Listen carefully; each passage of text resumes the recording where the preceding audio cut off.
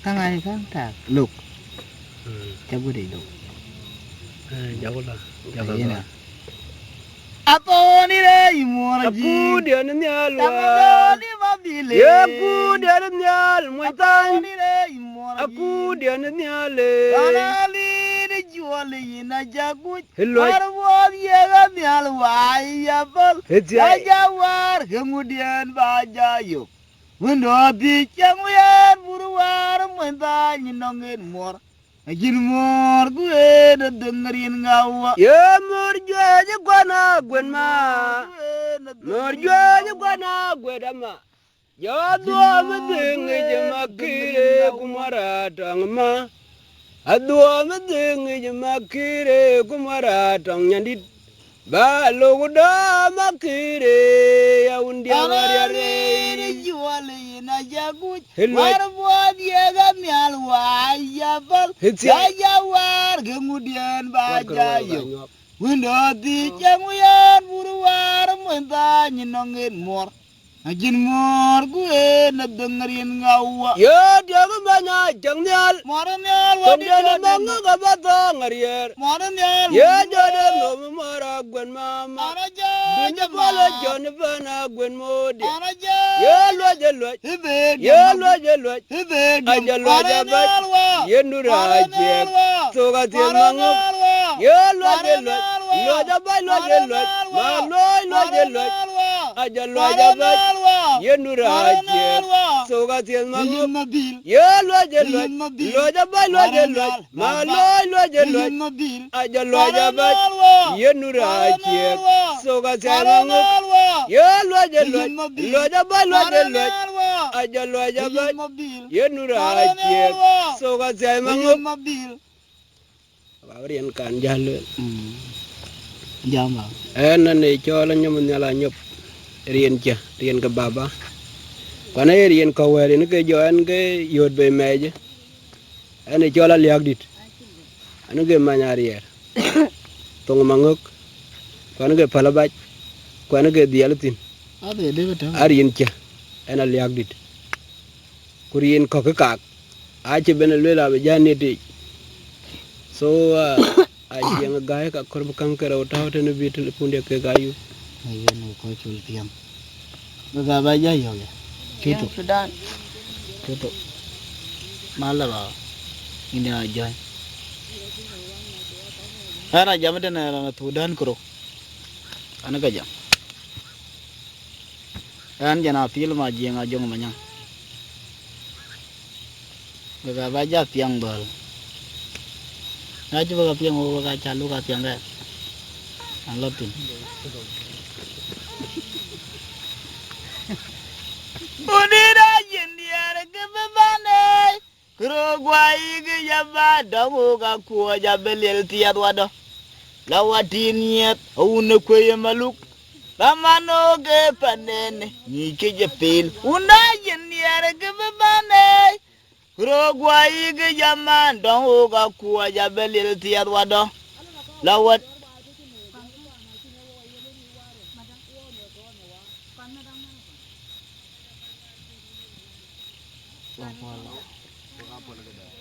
Nugurda. Malaya jebla nyayin. Aja tuh wajalanya jomena. Kagidar mutai mereka. Yang janda gede gede gede. Ada yang juang dan pada turbai hitam.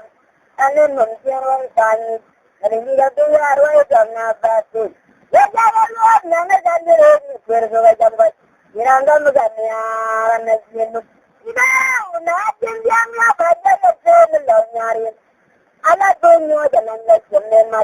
Kagidar mutai mereka. Yang janda gede gede gede. Ada yang juang dan pada turbai hitam. Anu mensiarwan tani. Dari dia tuh arwah jamna batu. Ya jangan luar nana jangan berdoa jambat. Irangga megania nasienu kotene. Kurana ngatel dilo. Ala tahu nama saya punya lepasan. Kuayang, kenajang naman yang semua nak cendengnya. Kadang masih ada berapa nama.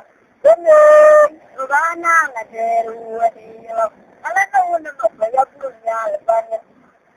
ya na jong manyang tulu neta jong hilna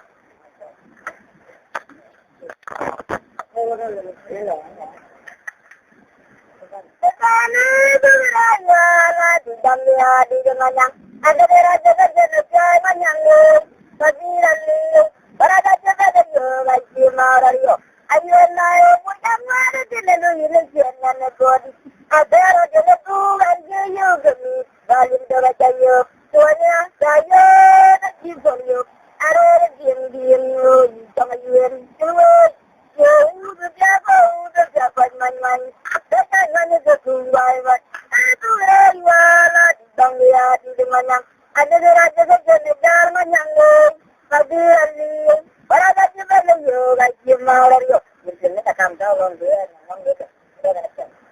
Barang jaga yo lagi marayo. Ayo nae mujang ada dilelu jangan godi. Adara jaga tuan yo gami. Galim doa jayo. Tuanya jayo lagi jayo. Are diang lele ketang ayun. Cuy. Yo udah jaga manwan. Jangan jadi waiman. Itu berwala dang dia di sana. Ada raja jenis yang menyanggung. Kabiran liyo barada jaga yo lagi marayo. Ayo nae mujang ada dilelu jangan godi. Adara jaga tuan yo gami. Galim doa jayo. Tuanya jayo lagi jayo. Agak diam jangan yun. Yo udah jaga manwan. Jangan ketinggal manwan adam. Kalau sekelanya tetang mawang. Sebenarnya jalan yang menyari. Yang menyebabkan berlejek. Juga donor-donor. Sudah baca yang beri yang lang ketung mayam abi. Jangan jadi tunggu. Jangan nunggu jadi. Jangan nunggu yo gabala yo biar. Saya nanti pun yo. Ada diam sama yen. Yo berjaga manwan. Jangan ketinggal manwan adam. Kalau sekelanya tetang mawang. Sebenarnya jalan yang menyari. Sebenarnya jalan yang menyari. Yang menyebabkan berlejek. Juga donor-donor. Sudah baca yang beri yang lang ketung mayam abi. Jangan jadi tunggu. Jangan nunggu jadi. Nanauna yung gabala yung biar nga nagor. Di jaba jinu. Andoy madirkin. Ayan nadikapit subal. Nanago di datujok. Yoga dumanyo lunaw. Dirang munda berbig. Tunajan wajar di mayam abis. Ililbik. Mayam lukualang nganyang. Agung ditubik. Di jaba jinu. Direri madirkin. Ayan nadikapit subal. Nanago di ganyatok. Jodoh kananyo lunyaw, dirang yung gaterbig. Tunajan wajar tungay. Aku gerai wala ditang dia di manyang. Ada raja kejar manyang yung. Kabiran liyo. Baraga jaga yo lagi marayo. Ayo nae murjang ada dilelu jangan godi. Ada raja tuan jayo gami. Galim doa jayo. Tuanya jayo lagi jayo. Ada diang sama yen.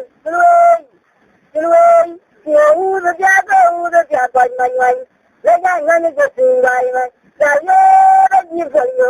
Ada diang lele ketang ayun. Tuloy, udah jaga manwan. Jangan ketinggal manwan adam.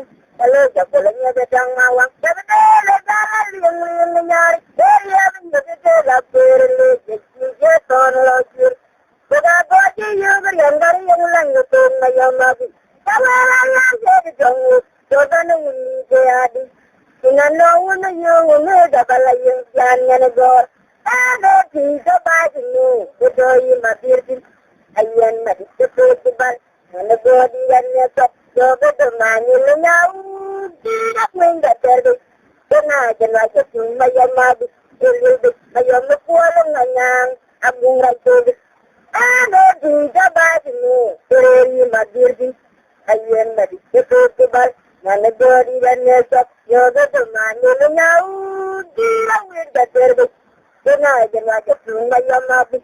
Ililbik. Mayam lukualang nganyang. Agung rantubik. Kanya talaga sila ba? Parang dito lang yung more the baby.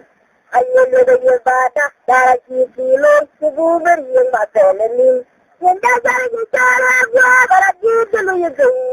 I told them more the baby. I will the Yabata, that I keep the low to move in my family. Then I'm gonna do it. Yung tela do do manyo, ano yan yung natul? Wala tayo, manwaning manawal, napalala lo yung kapanay, ang barang ayo bang manwanadam, na namalwag ang binatanaban. Then I'm gonna do it. Yung tela do do pananyo, ano yan yung natul? Wala tayo, manwaning manawal, napalala lo yung kapanay, ang barang atit ang manwanadam. Then I'm going to be able to do it. And you're going to be able to do it. Because I'm going to more to do it. I will do it. But I keep on moving in my family. But I'm not going to do it. And you're going to be able to do it. Because I'm going to more to do it. I will do it. But I keep on moving in my family. But I'm gonna go right there. Yung do manyo. Ano nga yung mukul? Wala tayo, manyaning manuwal. Kapalala, lungo ng manyan. Ang karapang atid ng manyanagam. Ano malit, ang mungutan ba? Ano nga nagdaraga? Yung do pananyo. Ano nga yung mukul? Wala tayo, manyaning manuwal. Ang kapalala, lungo ng manyan. Ang karapang atid ng manyanagam. Ano ba ito? Yan ang iya talaga. Kaya yun, dito natin. Ang kapera yan. Ina mangyari sila, nagkakagyan na na value, kujirag mo ni Kubarik. At yung suyo, anto, dalo, batirapin, kung nanyaniyat, o kadirapin, kung nanyanyin ni Kul. Nakatin ko, sigalit. Sorry, mangyari sila, nagkakagyan na na value, kujirag mo ni Kubarik. Ayo tungguran to dalo katilurut kung nanyaniyat o kadirapin, kung nanyanyin ni Kul. Nakatin ko, sigalit sa tumo. Yan nirarman doon. Ayaw na doon, yan na nag-yan. Ang parang na to gumiyakat. Yan nag-yan. At natin na yan dyan. Tumalang sabihin, sibulara, nabangan na. Nangyanyat, adyon. Aram, nagkadyon. Talagang ano ba nyo? Kaparayakan nyo rin ang ligay. Yung nagkakapiyado, gamit ka siyang manuan. Abangon ko, at ibang nilopay. Kaya nangyanyat, kung namang sabihin, aram, yung nararamdaman doon. Kaya na bayo, kujirap mo ni Kubar. At yung kuyo, anto, dalo, katirapin, yung nangyanyat, o katirapin, yung nanyanyin ni Kul. Nangadasin ko, sigalit. Sorry na, malalaman, nagkakaya na bayo, kujirap mo ni Kubar. Ang tungguran to, dalo, katirapin, yung nangyanyat, o katirapin, yung nanyanyin ni Kul. Nangadasin ko, sigalit sa kumo. Yung nararamdaman doon.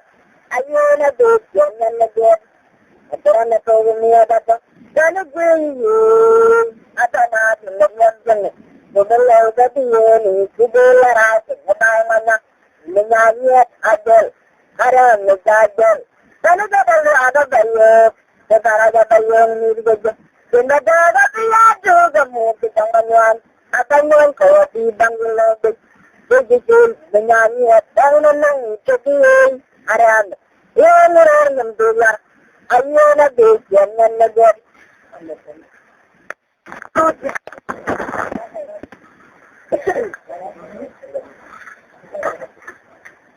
Karalinis ko rin nagyapot. Wawag yan at yan, wajapot. Najawag ang yan badan nyo.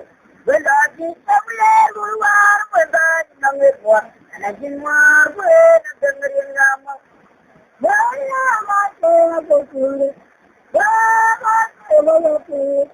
Wala mateng. Wala kayara mateng. Ako rin. Ajem yan ang yan. Ako rin. Ako rin.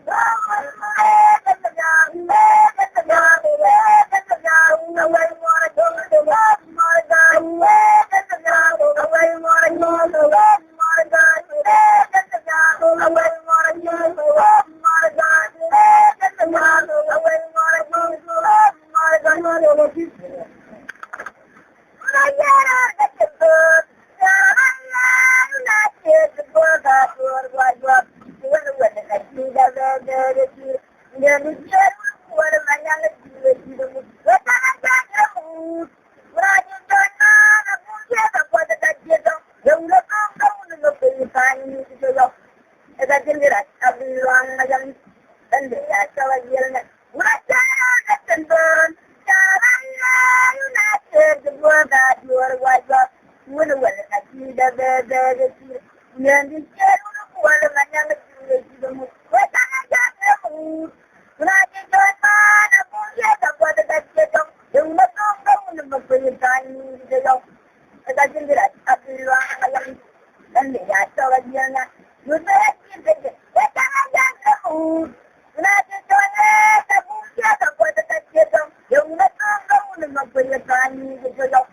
Ega jendela abiluang macam tende ya cawa jelna. Mudah kita macam mula wala ada memandang ada ngajarnya nawayau tak jalan lawa. Ada bawa ada memandang mula. Mudah ngaji kerja macam mana bawa tak punya. Tak punya mana ada memandang ada ngajarnya nawayau tak jalan lawa. Ada bawa ada wajib mula. Mudah ngaji kerja macam nanda bawa tak punya bel lalu dong apa mereka ketentuan caranya United luar wajib mana wala lagi dah bebe kecil nana jeru wala macam itu juga mereka nak kamu mereka jodoh tabung dia tak buat dekat dia yang nak kamu nak berjalan di jom. Ela jendela abiluang macam tende ya cawa jelna.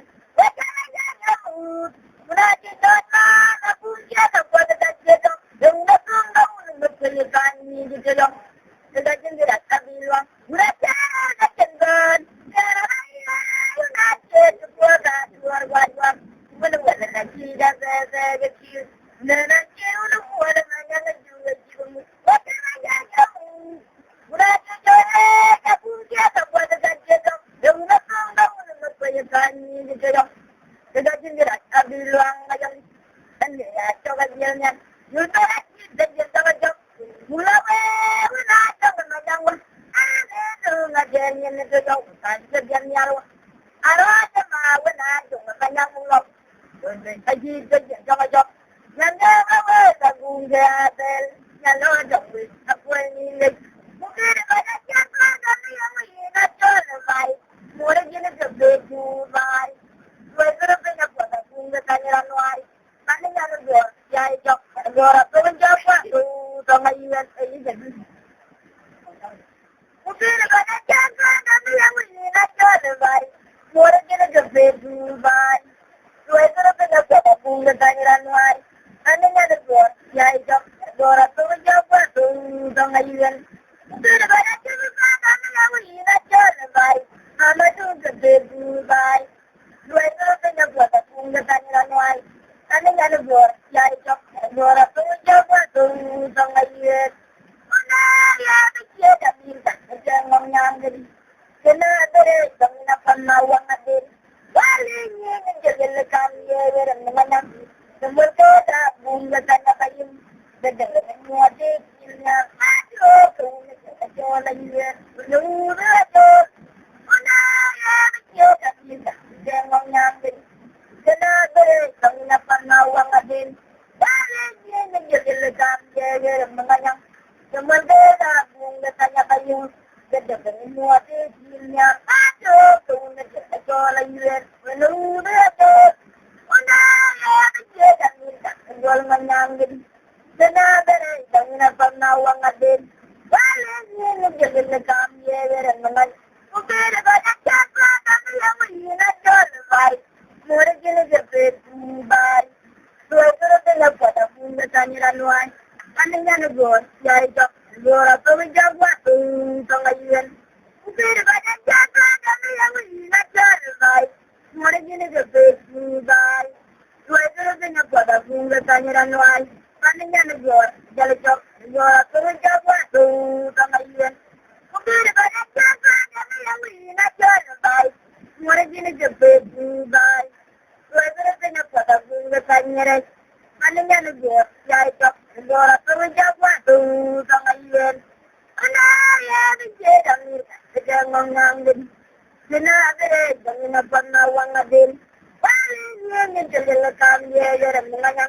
Zaman saya punya tanya bayi, dedam ni muati punya aduh, kena jual lagi, kena belajar, kena yang dia kamu tak jangan nangis, kena berada dengan pernah, jangan lagi jangan bangun, pulang aja jangan lagi jangan tidur, kena jelas jangan cuma jamak, apa lagi jangan aku, jangan lagi jangan bangun. Pulang aja jangan jangan tidur. Kena aja lagi jangan cuma yang lagi. Semoga mudah bulat. Semoga mau tak lepas. Semoga nanti kalau tak jalan mesti lalu macam lagi kami lagi. Semoga mudah bulat. Semoga mau tak lepas. Semoga nanti balik tak jalan pasti jalan mana-mana. Ada lagi kami lagi wei. Umaga muda bunga. Kami jangan mau wei apa lebat. Kita jangan nak balik jangan jalan mungkin dia lalu mana. Ada lagi kami lagi wei.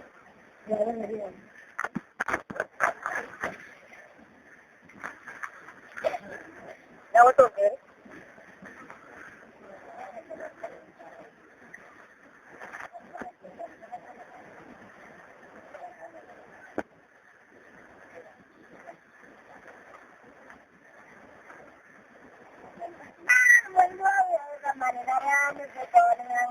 Mungkin aja kok ingin ikut karena wakonda menjolo arkada kapuan berlas. Yang dia nawar mana? Kalau tinggal di. Yang dia nawar mana? Membawa kapan cara menonton dengan. Mungkin aja kok ingin ikut karena wakonda menjolo arkada kapuan berlas.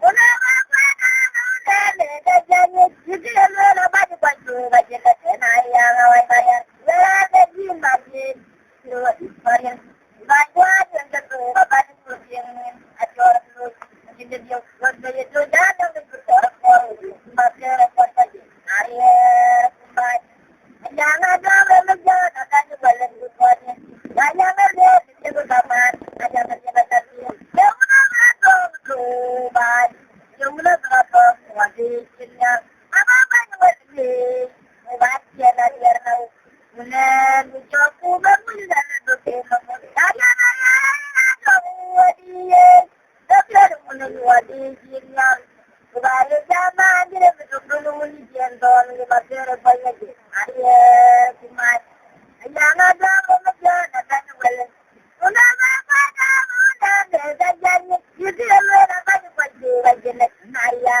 ayah berada di masjid terus bayar bantuan betul bapak yang berjalan ajar lu ajar dia udah itu dan betul orang sebagai orang lagi ayah bapak jangan dong mengejar ada jualan di sini jangan lihat itu sama jangan lihat aja sih ya udah betul baik ya udah berapa wajib ya apa yang bersih bapak jangan biar lalu bulan ucapku bangun di dalam betul ayah kamu dia dan wajib budaya zaman dia betul-betul jendol ayah kamu rejon jangan tahu muanya kamu macam mana orang buat menang ada baik maka baru barang lagi yang betul maka baru barang lagi yang lain maka dia rane ya pilih saya rane yang jauh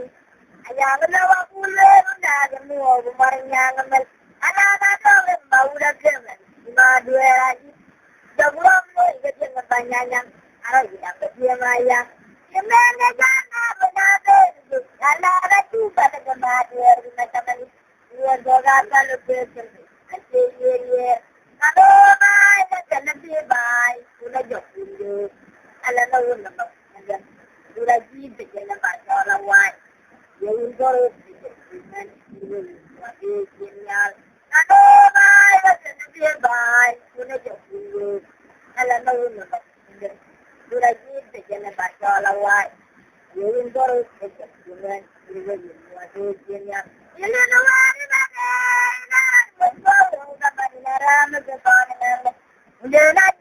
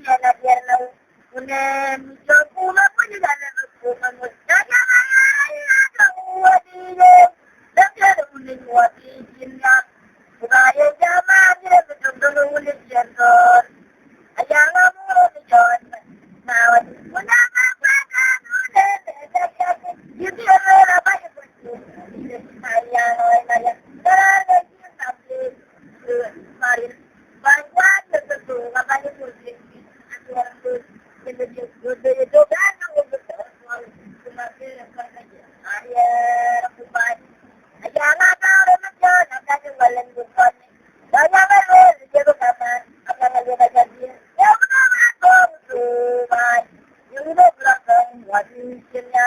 Ako man wala. Buwan siya na diyan na. Nito ko na mo yan. Ay, ano mo diyan? Kasi ano mo diyan yan? Buwan siya na diyan na. Kaya na mura mo diyan. Saan mo yan? Ako na lang na naramot ko. Mananagaban. Mga bago ba na diyan medyo? Mga bago ba na diyan bilay? Bakit yan ang yatin? Para sana ni Pablo. Alam mo lawa pulen dah semua orangnya. Ada orang mau datang majurat. Yang ramai jadi kerajaan. Orang itu masuk bayar. Yang nak kata benar. Malah baju pada majurat macam itu. Wajar itu. Aje dia. Kalau baik macam ni baik. Sudah cukup. Alam mo sudah jadi jalan pasal lawat. Belum terus dengan tapi dunia. Kalau macam dia baik, sudah cukup. Alam mo sudah jadi jalan pasal lawat. Belum terus dengan dunia. Jangan sudah cukup macam